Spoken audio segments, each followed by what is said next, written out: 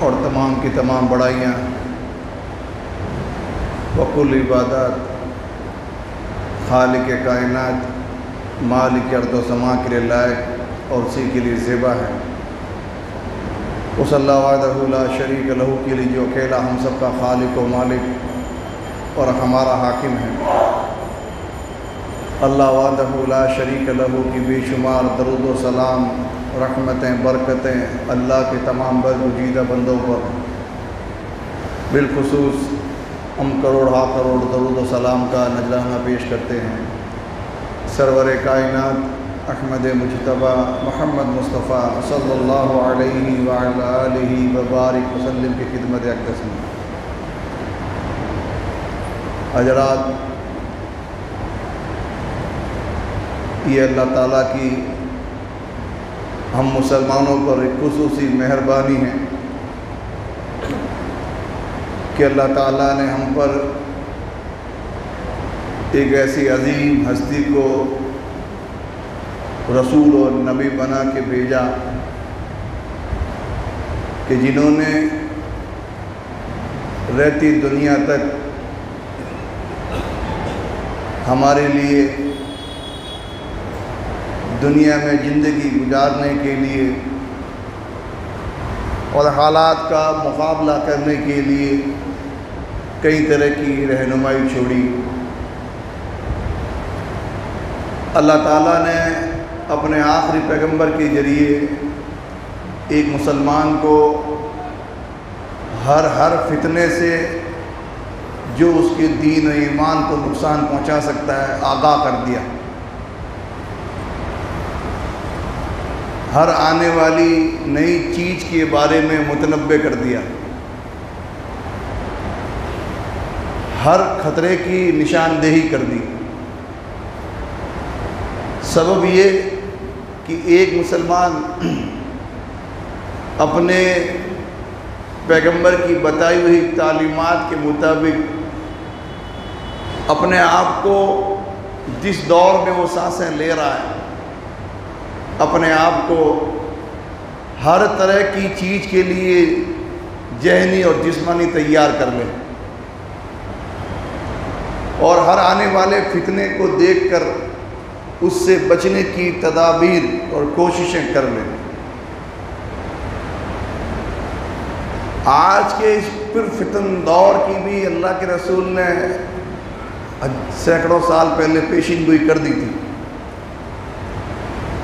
حضرت ثوبان رضی اللہ تعالی عنہ ارشاد فرماتے ہیں کہ میرے حبیب جناب محمد رسول اللہ صلی اللہ علیہ وسلم نے فرمایا، یوشک الامم ان تداع علیکم کما تداع الاقلۃ الی قصعتها۔ ان قریب امت مسلمہ ایک ایسے دور سے گزرے گی کہ پوری دنیا کا کفر اور پوری دنیا کے ظالم ایک ساتھ مجتمع ہو کر پوری امت پر اس طرح ٹوٹ پڑیں گے جس طریقے سے بھوکے لوگ ایک اجتماعی دسترخوان پر ٹوٹ پڑتے ہیں۔ یہ پیشین گوئی اللہ کے نبی صلی اللہ علیہ وسلم نے سینکڑوں سال پہلے کر دی، امت کو خبر دے دی کہ تمہارے اس امت محمدیہ کی تقدیر میں ایک ایسا دور بھی لکھا ہے کہ جب دنیا میں تمہارا کوئی پرسان حال نہ ہوگا، تمہاری کوئی خبر لینے والا نہ ہوگا، اللہ رسول کے سوا تمہیں کہیں پناہ نہیں ملے گی۔ اور جہاں تک بات ہے کفر کی، جان لو کہ ان سے تم وفاداری کی امید کبھی مت رکھنا، کبھی یہ امید مت رکھنا کہ وہاں سے تمہارے لیے باحیثیت امت کچھ خیر نکل کے آئے گا، یہ کبھی امید مت رکھنا۔ الٹا ہوگا یہ کہ پوری دنیا کے ظالم اور جابر، کافر اور مشرک سب جمع ہوں گے اس مقصد کے تحت، اس نصب العین کے تحت کہ اس روئے زمین پر باحیثیت قوم ایسی کوئی باقی نہیں رہنی چاہیے جو اپنے آپ کو مسلم کہتی ہو۔ بھوکے لوگ دسترخوان دسترخوان پر کی طرف جب پہنچتے ہیں تو دسترخوان کی کیفیت اور حالت کیا ہوتی ہے؟ یا تو پورا صاف ہوتا ہے اور یا کھانے کے بعد اس دسترخوان کی حالت ایسی ابتر ہوتی ہے کہ دیکھ ہی نہیں جا سکے، سب چیزیں بکھری ہوتی ہیں، ٹوٹی پھوٹی انداز میں اس کمی بیشی کے ساتھ بھی۔ یہ حالات ہوں گے اس وقت۔ اب امت نے ادوار کئی دیکھے، لیکن اللہ تعالیٰ کی مصلحت کے تحت اور اللہ کے نبی صلی اللہ علیہ وسلم کی دعاؤں کے صلے میں امت کا وجود قیامت تک باقی رہے گا۔ یہ زمین و آسمان کا نظام باقی ہی مسلمانوں کی وجہ سے ہے کہ اس روئے زمین پر ایک شخص ایسا بچے کہ جس کی زبان سے نکلے اللہ اللہ، تب تک یہ اللہ اس نظام کو نہیں سمیٹے گا۔ یہ حقیقت اپنی جگہ ہے، لیکن اللہ کے نبی علیہ السلام نے ہم لوگوں کو حالات سے آگاہ کیا کہ ایسے حالات بنیں گے۔ حالات کیوں بنیں گے اس کا سبب بتایا، ان حالات میں کیسے جینا ہے اس کا طریقہ بتایا۔ لیکن کمی کہاں رہ گئی؟ کمی یہ رہ گئی کہ امت نے اپنے پیغمبر سے وفاداری نہیں کی، امت نے اپنے دین سے وفاداری نہیں کی، امت نے اپنے مالک سے وفاداری نہیں کی، اس لیے حالات بد سے بدتر ہوتے جا رہے ہیں۔ اللہ کے نبی نے فرمایا ایسے حالات میں ایک اور چیز جو کہ امت کی نمایاں نشانی تھی اور صفات تھی، وَلَيَنزِعَنَّ اللَّهُ مِن صُدُورِ عَدُوِّكُمْ مَحَابَةً مِنْكُمْ وَلَيَقْذِفَنَّ اللَّهُ مِنْ قُلُوبِكُمُ الْوَهْنَ۔ اللہ تعالیٰ تمہارے دشمنوں سے کے دلوں سے تمہارا رعب ختم کر دے گا اور تمہارے دلوں میں کمزوری ڈال دے گا، وہن ڈال دے گا۔ اللہ کے نبی سے پوچھنے والے نے پوچھا فقال قائل، دو سوال پوچھے، وَمِن قِلَّةِ يَوْمَئِذٍ نَحْنُ يَوْمَئِذٍ۔ اللہ کے نبی اس وقت میں جب یہ حالات ہوں گے ہمارے کہ جب ہر کوئی ایرا گہرا کہ وقت تھا ایک کہ نگاہ اٹھانے کی اس کے اندر طاقت نہیں تھی، وہ بھی ہمارے سروں پہ دور پڑے گا، کیا اس وقت ہمارے تعداد کے حساب سے ہم کم ہوں گے، ہماری قلت ہوگی؟ آپ نے فرمایا نہیں، جہاں تک افرادی قوت کا سوال ہے تو وقت ایسا ہوگا کہ دنیا میں انسانیت کا بڑا حصہ تم ہوں گے، بل انتم یومئذ کثیر، تم دنیا کی انسانیت کا بڑا حصہ ہوگے، اس وقت میں بڑی تعداد ہوگی تمہاری۔ ایک حالت کیا ہوگی؟ وَلَكِنَّكُمْ غُثَّاءٌ، ان کا غصہ اس سے سمندر کی لہروں سے اٹھنے والے جھاگ اور بلبلے کہ جن کی کوئی وقت نہیں ہوتی، وہ تمہاری حالت ہوگی۔ اللہ دشمنوں کے دلوں سے تمہارا رعب نکال دے گا اور تمہارے دلوں میں وہن ڈال دے گا۔ تو دوسرا سوال صحابی نے کیا، اللہ کے نبی ہمارے دلوں میں اللہ تعالیٰ وہن ڈالے گا، وَمَا الْوَهْنُ، وہن کیا چیز ہے کہ جو دلوں میں آنے سے دل مردہ ہوتا ہے، کمزوری آتی ہے اور حالات بگڑتے ہیں، وہ کیا چیز ہے؟ فرمایا حب الدنیا و کراہیت الموت، دنیا سے محبت اور موت سے نفرت۔ یہ چیز جب تمہارے دلوں میں آ جائے گی تو پوری دنیا کا ماحول تمہارے خلاف بنے گا۔ بحثیت مسلم امہ آپ دیکھیں کہ کیا رجحان ہے مسلمانوں کا دین کی طرف اور دنیا کے تئیں کیا رجحان ہے۔ دنیا سے محبت اور موت جو کہ اللہ تعالیٰ سے ملاقات کا ذریعہ ہے، اس سے نفرت۔ یہ دو بیماری ایسی ہے جو دنیا میں مسلمانوں کے ظلم و زیادتی کا ایک سبب بنے گی۔ مسلمانوں کو دنیا سے محبت اس حد تک اور اس درجے تک مسلمانوں میں آ جائے عوامی سطح پر، کہ دنیا ان کا خدا، اور اس کو راضی کرنے کے لیے جو آدمی اس پر پڑھتا ہے وہ اس کی عبادت ہے۔ صبح سے لے کے شام تک اس کے دن چریا میں، اس کے شیڈول میں ایک ہی مقصد ہوتا ہے کہ وہ چیز حاصل کر لیں کہ جو فنا ہونی، جس کی قدر و قیمت اللہ کے نظر میں کچھ نہیں ہے، کہ جو وقتی ہے، ختم ہونے والی ہے، اس چیز کے پیچھے صبح سے لے کے شام تک ایک مسلمان اس طرح بھاگتا ہے کہ ایسا لگتا ہے کہ اللہ، اس کا رسول، اس کا دین، اس کی شعائر، اس کی امت، کوئی اس کا تعلق نہیں سے۔ میں، میرے اور میری، مسلمان اس کے اندر مست ہے، دنیا کی محبت میں اتنا آگے بڑھا ہوا کہ اس کی زندگی میں اللہ رسول نہیں، اس کی زندگی میں عبادات نہیں، اس کی زندگی میں قرآن نہیں، اس کی زندگی میں سنتیں نہیں، اس کی زندگی میں اسلام سے وفاداری نہیں، اس کی زندگی دیکھنے سے کسی بھی طرف سے دیکھیں کہیں نہیں لگتا کہ یہ مسلمان کی زندگی ہے۔ اور پھر شکوہ یہ کہ حالات کب بدلیں گے، اللہ کی مدد کیوں نہیں آ رہی، اللہ تعالیٰ کیوں نہیں کر رہا، ان کو اتنی چھوٹ کیوں؟ اپنے آپ کو انسان چاہیے نہیں کرتا۔ اللہ کے نبی نے تو وجہ بتا دی، وجہ تم ہو، اپنے آپ کو تبدیل کرنے کے لیے تیار نہیں، اپنے آپ کو اللہ کے آگے سونپنے کو تیار نہیں، اللہ رسول کی تعلیمات پر عمل کرنے کے لیے تیار نہیں۔ ابھی بھی تمہارے ذہن و دماغ میں یہ منصوبے ہیں کہ 1000 سال کی عمر ہے، دنیا کمانی ہے، بچے پالنے ہیں، اور دنیا کے اندر عزت و شہرت کمانی ہے۔ ابھی بھی تمہارا ٹارگیٹ یہ ہے، ابھی بھی تمہارا مقصد اور ٹارگیٹ یہ نہیں، اللہ، اس کا رسول، اس کا دین۔ آج تک تمہارے ذہن و دماغ میں نہیں آیا کہ ہمارا مقصد کیا ہے۔ ہماری گفتگو آج آپ اس نقطے سے سمجھیں، عام مسلمان کے اندر اگر یہ بیماری آئے کہ دنیا سے محبتیں کرے، دنیا میں پڑ جائے، اللہ رسول اور دین کو بھول جائے اور موت سے نفرت کرنا لگ جائے، تو حالات اتنے برے ہو جاتے ہیں۔ یہی چیز اگر مسلم قیادت میں آ جائے تو،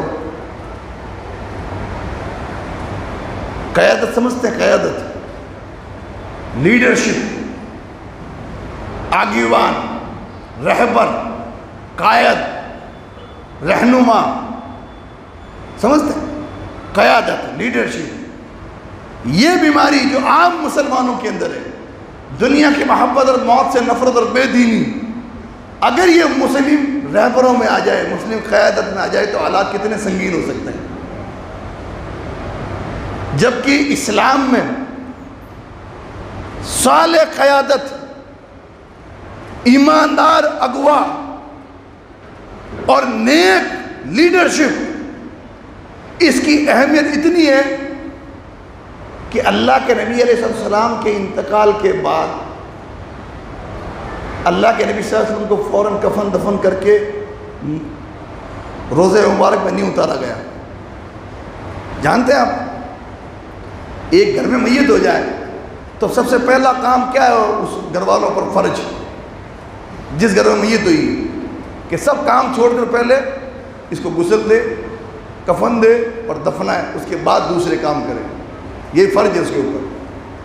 اللہ کے نبی صلی اللہ علیہ وسلم کا جسم اطہر حجرہ عائشہ میں رکھا ہوا، صحابہ اکرام حجرہ عائشہ سے باہر نکل کر سر جوڑ کے بیٹھ گئے کہ اللہ کے نبی کے بعد اس امت کو کون سنبھالے گا۔ لیڈرشپ طے کی پہلے، جب تک ابوبکر صدیق کو امت کا خلیفہ نامزد نہ کر دیا گیا تب تک حضور اکرم صلی اللہ علیہ وسلم کی تصویر نہیں ہوئی۔ کیا سکھاتا ہے یہ کہ مسلمانوں میں قیادت اور نیک اور صالح لیڈرشپ یہ امت مسلمہ پر فرض ہے کہ اس کا قیام کیا جائے۔ خلافت منہاج النبوہ یہ فریضوں میں سے ایک فرض ہے امت پر۔ اس دور میں ایک دن امت بغیر امیر اور خلیفہ کے نہیں رہی اور بغیر قیادت کے نہیں رہی۔ جب جب امت کا صحیح قائد ہٹا ہے تب تب امت کی تقدیر میں بگاڑ آیا ہے اور زوال آیا ہے اور ذلت اور رسوائی آئی ہے۔ صحیح لیڈرشپ جو کہ مسلمانوں کو صحیح راہ دکھا سکے، اب یہ لیڈرشپ آپ دیکھیں، گھر، محلہ، سماج، شہر، ملک، سیاست، دینی، ملت، معاشت، جس شعبے میں چلے جائیں آپ، اگر گھر کا مکھیا، گھر کا لیڈر صحیح نہیں ہے تو گھر میں بگاڑ، قوم کا صدر صحیح نہیں ہے تو پوری قوم میں بگاڑ، شہر کا مکھیا صحیح نہیں ہے تو شہر میں فساد، سیاست میں مسلمانوں کی قیادت صحیح ہاتھوں میں نہیں ہے تو سیاست میں بگاڑ، اور دین میں مولوی صحیح دین پہ نہیں ہے تو دین میں بگاڑ، جو کہ آگے والے ہوتے ہیں ہمارے۔ یہ بیماری اگر قیادت میں آ جائے تو اتنا بگاڑ جو بتا اللہ کے نبی نے وہ دوگنا ہو جاتا ہے۔ آج ہماری رسوائی کا ایک سبب یہ بھی ہے کہ نچلے سطح سے لے کر اوپر تک ہمارا کوئی صحیح رہنما نہیں ہے مسلمانوں کا، جو مسلمانوں کو بتا سکے کہ ایسے حالات میں تمہیں کیا کرنا ہے۔ میں نے جو شروع میں کہا کہ اللہ کا قرآن اور مصطفیٰ کا فرمان مسلمانوں کو ہر موڑ میں، ہر دور میں، ہر وقت میں رہنمائی دینے کے لیے تیار بیٹھا ہے، لیکن اس سے رہنمائی نکال کر مسلمانوں کی قیادت کرے کون؟ جتنے مسلمانوں کے لیڈر ہیں جس فیلڈ میں ہیں، آج امت کے لیے رسوائی کا ذریعہ بنے ہوئے وہ لوگ۔ زیادہ دور نہ جائیں آپ، حالیہ میں عالمی سطح اور بڑی بڑی باتیں کرنے کا قائل نہیں ہوں، کیونکہ وہ ہماری اپروچ سے باہر ہے، ہم تبدیل بھی نہیں کر سکتے، اس میں کچھ بدلاؤ بھی نہیں کر سکتے، لیکن جو کر سکتے وہ بتاؤں آپ کو۔ حالیہ حالات شہر کے کہ جہاں مسلمانوں کا ایک علاقہ جلس رہا تھا، ماں اور بچے دہشت میں سانسیں لے رہے تھے، مسلمان گھروں پر سرکاری گنڈا گردی ہو رہی تھی، اس وقت شہر کا معزز طبقہ، سو کالڈ تتھا کتھت اپنے آپ مسلمانوں کا رہبر جو بن بیٹھا ہے، وہ طبقہ کسی بھی گروہ سے ہے، وہ اپنے عہدے کی گوٹیاں بیٹھانے کے اندر مست تھا کہ نہیں؟ اور حالات یہ ہے کہ کرسی کی چاہت میں اتنے گر گئے، اللہ کی پناہ اس طریقے کے القاب سے دوسروں کو نواز رہے ہیں کہ ایسے لگتا ہے کہ یہ کفر اسلام کی جنگ چل رہی ہے۔ مسلمان تو دہشت میں سانسیں لے رہے ہیں اور وہ اپنی سوسائٹیوں کی کمیٹیاں بنانے کے اندر اور گوٹے فٹ کرنے کے اندر مست ہے۔ پورے شہر کے نمایاں لوگ، چند لوگوں کو اللہ نے توفیق دی، وہ بھی کب کہ جب پتے کھل گئے کہ ہاں یہ پارٹی جیتی، یہ ہاری، اب سب سیف ہو گئے، اب چلو سور ساگر کا ہار سنبھال لیتے ہیں۔ اس سے پہلے نظر نہیں آیا۔ مسلمانوں کے سپورٹ میں لوگوں کے کھڑے ہونے کی خبریں تب آئی کہ جب اخبارات نے کہا کہ بلڈوزر چلاؤ ان پر، اس کے بعد مسلمان کھڑے ہوئے چند لوگ اپنی سوسائٹیاں بنانے اور عمارتوں پہ قبضے کرنے کے اندر مسلمان فخر محسوس کرتے ہیں۔ یہ عمارتیں اور یہ سوسائٹیاں نہ دنیا بنا سکتی ہے مسلمانوں کی، نہ آخرت بنا سکتی ہے۔ آئی پی ایس بنا دو، ڈاکٹر بنا دو اور مسلمانوں کو بڑا تاجر بنا دو کہ ان کی تجوریاں بھر جائے، ایمان بچا لے گا، یہ عہدہ ان کا بچا لے گا، روپیہ ان کا ایمان بچا لے گا، دینی شعور پیدا کر دے گا۔ ہمارے قائد نہ جانے کیسے منصوبے بنا رہے ہیں، اور ہر فیلڈ کے قائد، قوم کے لحاظ سے دیکھو تو قومیں یتیم ہو چکی ہیں، کوئی پرسان حال نہیں۔ شہر کے لحاظ سے دیکھو تو شہر کے اندر جو سو کالڈ قائد بنتے ہیں، آج ان کی نمازیں، ان کے روزے، ان کے عقیدے، ان کی سوچ، ان کی فکر کچھ اسلامی نہیں، پھر بھی کیا ہے؟ زندہ باد کا نعرہ ان کے پیچھے، اور امت کے دیندار لوگ ان کے پیچھے کھڑے نظر آتے ہیں۔ یہ قیادت ہے، اور سیاست میں حال اور برا ہے۔ یہ ہمارے اویسی صاحب امت کے لیڈر بنتے ہیں، بتائیے 35 کروڑ لوگوں کو خوش کرنے کے لیے 100 کروڑ لوگوں سے نفرتیں پیدا فرما رہے ہیں ان کے دلوں میں۔ کہاں ضرورت تھی اسمبلی میں جائے فلسطین کرنے کی؟ یہ مسلمانوں کے قائد ہیں۔ دل میں محبت ہو، اس کے لیے عملاً کچھ کوششیں ہو، حکومت پہ سے مطالبہ ہو کہ اس کے لیے کچھ کیا جائے، نفرت کے ماحول میں اس طریقے کے نعرے مارنے کے اسمبلی میں کہاں ضرورت تھی؟ بتائیے کہاں ضرورت تھی؟ کیا حاصل ہو جاتا اس سے؟ صرف نفرت بڑھے گی اور کیا ہوگا؟ لوگ دیکھیں گے کہ اس ملک میں بیٹھ کے غیر ملک کے جے کے نعرے لگا رہا ہے۔ یہ مسلمانوں کی سوچ ہے۔ دلوں میں رکھنے کی چیزیں ڈھیر ضروری طور پر جوانوں پہ لے کے آتے ہیں اور مسلمانوں کے قائد بنتے ہیں۔ لیڈرشپ، قیادت اگر نیک اور صالح نہیں ہوگی، یقین جانی امت کے حالات بدلنے والے نہیں ہیں۔ حالات بدلتے ہیں صحیح آگیوانی سے۔ قوم کا اگر صدر بھی نیک اور صالح ہو، جس کے دل میں یہ ہو کہ میری جان سے قوم کو فائدہ پہنچے، وہ قوم میں سدھار کرتا ہے۔ یہ سوچ کہ اتنے سال انہوں نے مزے کیے، کروڑوں روپے کا گھپلہ کیا، اب ہماری باری ہم کریں گے۔ امت کو چاہیے کوئی خطاب کا بیٹا کہ جس کی سوچ یہ ہو، لو مات جدی بطفل الفرات لیحاسب اللہ بہ عمر ابن الخطاب۔ اگر فرات کی ندی کے کنارے پر کوئی بکری کا بچہ بھی مر جاتا ہے، اللہ کی قسم عمر ڈرتا ہے کہ کل قیامت کے دن اللہ حساب لے گا کہ تیرے دور خلافت میں ایک بکری کا بچہ اس طرح مر گیا تھا۔ امت کو ایسے قائد کی ضرورت ہے۔ امت کو ایسے قائد کی ضرورت ہے جو امت کے مال کے بارے میں امانت دار ہو کہ قوم کا روپیہ ہے، یہ قوم کی امانت ہے، 1 روپیہ جاتی فائدے میں لینا میرے لیے حرام ہے۔ لوگوں نے کہا اے عمر بن خطاب، امیر المومنین ہیں آپ کے کپڑے پر چمڑے کے 12 پیبند اور 12 کاری ہیں، مشرق سے مغرب پر 1/3 دنیا پر آپ راج کرتے ہیں، مدینہ میں بیٹھ کے حکم لاگو کرتے ہیں، دنیا کا بڑا حصہ اس کو مانتا ہے، اور آپ کے کپڑے پر 12 کاری ہیں چمڑے کی۔ اے امیر المومنین، آپ حق رکھتے ہیں کہ آپ کا لباس اچھا ہو، آپ کا کھانا اچھا ہو، آپ کی سواری اچھی ہو، آپ کا پینا اچھا ہو، آپ حکم دیں، آپ کا انتظام کر لیں۔ کہا روی کیا کہہ رہے ہو؟ مجھے خوش کرنے کے لیے اور میرے قریب ہونے کے لیے تم یہ باتیں کر رہے ہو؟ جان لو میری اور میری امت کی، میری رعایا کی، میرے لوگوں کی مثال تو مسافروں کی ہے کہ چند لوگ سفر میں نکلے، ان لوگوں نے اپنا سارا مال جمع کر کے ایک آدمی کو دے دیا کہ ہم سفر میں ہیں اور یہ مال ہے، اس مال کو دیکھو صحیح لوگوں کے اندر تقسیم کرنا، اس کا صحیح استعمال کرنا۔ لوگوں نے مجھے مال دیا اور میں اس کو جاتی استعمال کر لوں، میرے لیے خاص کر دوں۔ ایسے لیڈر کی ضرورت ہے جو امت کے مال میں نگاہ ڈالنا حرام سمجھے۔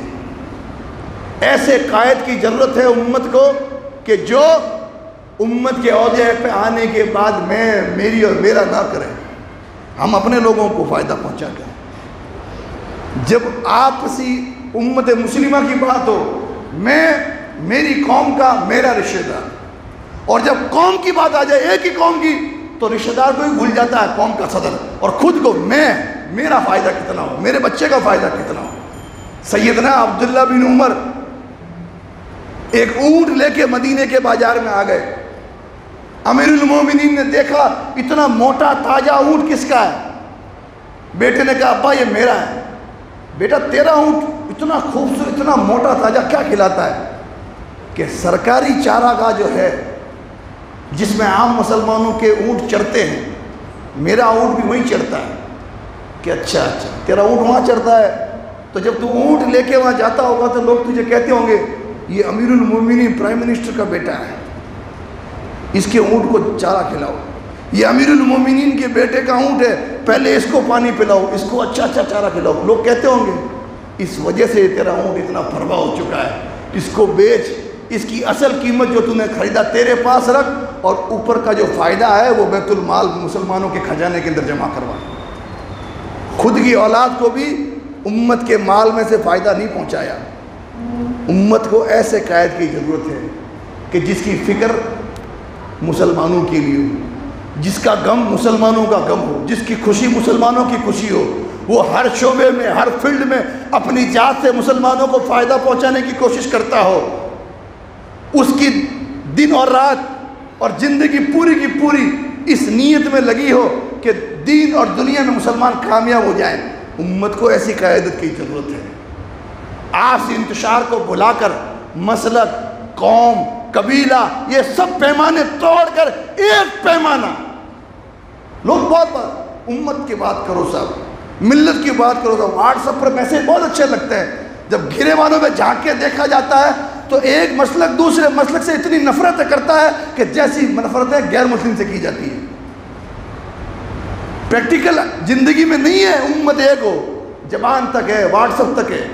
امت کو جوڑنا اور امت سے محبت، سارے جھوٹے پیمانے، قومیت ہو، مسلک ہو، قبیلہ واسب کو توڑ کر لا الہ الا اللہ محمد رسول اللہ کی بنیاد پر محبتیں پالنے والا وہ مسلمانوں کا قائد ہے۔ ہر چھوٹی بڑی چیز پر سیلفی لے کے ڈالنے والے امت کے لیڈر نہیں ہوتے۔ ہم نے ایسے قائد بھی دیکھے کہ بڑے آدمی کے میت میں شریک ہونے پر بھی سیلفی لے کے ڈال رہے ہیں کہ فلاں بڑی امت کے آدمی کے شریک ہوئے میت میں۔ ایسے ملتی قیادتیں، ایسے امت کے حالات بدلتے ہیں۔ میرے بھائی اور دوستوں، عام آدمی کا بگاڑ کم نقصان دیتا ہے اور آگیوان، امام، صدر، لیڈر کا بگاڑ بڑا فساد پھیلاتا ہے۔ کوشش کریں کہ دنیا پرستی کی جتنی چیزیں ہیں وہ دلوں سے نکلے، اختلاف و انتشار کی جتنی چیزیں دلوں سے نکلے، لوگوں میں صحیح فکر یہ پیدا ہو کہ میں اور میری امت، میں اور میرے لوگ لا الہ الا اللہ محمد رسول اللہ کے پڑھنے والے جہاں ہو، جس حالت میں ہو، وہ میرے ہیں، ان کے لیے میں کیا کر سکتا ہوں۔ دلوں سے خوف اور دہشت نکالیں۔ کبھی کوئی موقع پڑے، ایک دو نہیں، امت کا سارا کریم طبقہ جو ابھی گٹھ جوڑ میں لگا سارا بیٹھے، دلوں سے خوف نکال کر بات کرنا سیکھیں، بات پہنچانا سیکھیں۔ چھوٹی سی دھمکی سے اگر ڈر کے بیٹھیں گے، مان لیں ایک علاقے میں کچھ گڑبڑ ہوئی، ہم سب بیٹھے، ہمارے رہنما سب بیٹھے، اگلا علاقہ کس کا ہوگا؟ پھر وہ کہیں گے شانچی گیٹ میں کچھ گڑبڑ ہو رہی ہے، ہم کیا کریں؟ وہاں کرفیو لگا، ہم کیا کریں؟ ورنہ آپ کو آپ کا سویدھان، آپ کا کانسٹیٹیوشن، آپ کی ملک کے قوانین آپ کو جو رائٹ دیتے ہیں ان کو پڑھ کے آپ لیگل طریقے پہ تو کھڑے ہو۔ کلمت الحق عند سلطان الزائل، اس کو اللہ کے نبی نے افضل الجہاد کہا ہے کہ جائر اور جابر سلطان کے سامنے کلمہ حق کہنا۔ کلمہ حق لیگل طریقے سے کہنے سے ڈرے نہیں، دباؤ بنانے سے ڈرے نہیں، لوگوں کو تک اپنی بات پہنچانے سے ڈرے نہیں، اپنا حق مانگنے میں خوف نہیں، نہ عوام میں نہ لیڈر میں۔ اللہ تعالیٰ سے دعا ہے اللہ تعالیٰ ہمارے اندر کے بگاڑ کو ختم کرے، ہماری گھر سے لے کے ملت تک اللہ تعالیٰ ہمیں صحیح اور صالح قیادت عطا فرمائے جو ہمارے حالات کو سدھار سکے۔ اللہ تعالیٰ نبوی قیادت، صحابہ جیسی قیادت ہمیں عطا فرمائے جو ہمارے حال میں اصلاح کر سکے۔ اللہ تعالیٰ جب تک زندہ رکھے، ایمان پر، اسلام پہ زندہ رکھے، جب دنیا سے جانے کا وقت آئے تو اللہ اسلام پہ ہمارا خاتمہ فرمائے۔ اللہ قبر سے لے کے حشر تک تمام مرحلوں میں اپنی رحمت کے سائے میں ڈھانپ لے اور آخر میں جنت الفردوس میں جگہ عطا فرمائے۔ آمین، تقبل یا رب العالمین، وما علینا الا البلاغ المبین۔